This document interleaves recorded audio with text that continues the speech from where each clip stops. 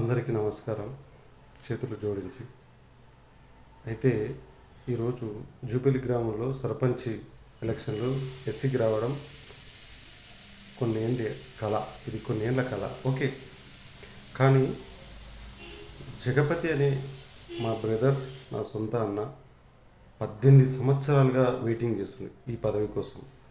18 సంవత్సరాలుగా ఆయన చదువు అక్కడే 7th వరకు జూపిల్లో చదువుకొని, తర్వాత ఒంగూరులోకి వచ్చి 10th కంప్లీట్ చేసి, తర్వాత జేపీనగర్కి వెళ్ళి, తర్వాత మళ్ళీ డిగ్రీ జడ్చర్లో చదివి, తర్వాత బీఈడి కలగుర్తికి వచ్చి ఊళ్ళోనే మళ్ళీ సెట్ అయిపోయిండు.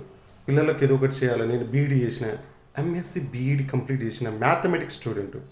అంత అద్భుతమైన చదువు చదివి కూడా ఊరికి సేవ చేయాలని ఒక సంకల్పంతో అతను ఎన్నో ఆర్నిషలు పెట్టుకొని చాలా కష్టపడి ఆ రోజు తెలంగాణలో ఉన్నటువంటి నాయకులలో గొప్ప నాయకుడు జూపల్లి తరపునగా జూపల్లి మండలంగా తయారయ్యాలని 110 రోజులు 120 రోజులు నిరాహార దీక్ష చేసినటువంటి గొప్ప వ్యక్తి జగపతి గారు.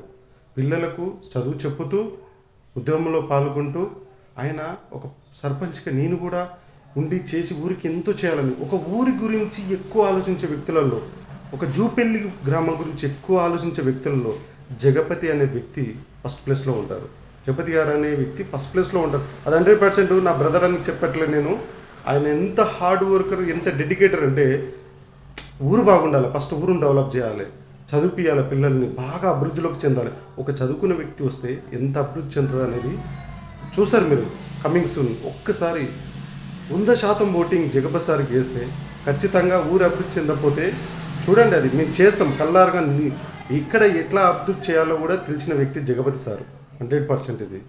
ఒక్క అవకాశం ఇవ్వండి దయచేసి. నాకు ఏదో పదవుల కోసం అని కాదు, పదవి ఉంటేనే కదా ఏదైనా చేయడానికి అవకాశాలు ఉంటాయి. ఆయన స్కూల్లో చెప్పి కొన్ని 5-6 ఇయర్స్ స్కూళ్ళన్నీ చెప్పాడు. ఆయన పిల్లలను అభివృద్ధి చెందాలి, స్టేట్ లెవెల్లో పంపించాలి, బాగా చదివిపియాలని చెప్పి అలాంటి వ్యక్తి జగపతి సార్.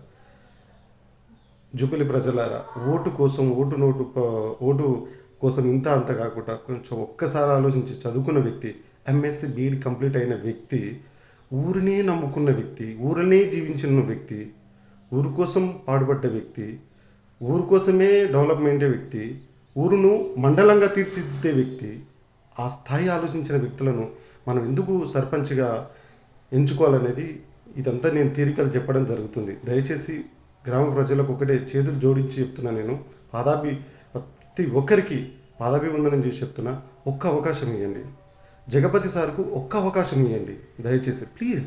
ఒక్క అవకాశం.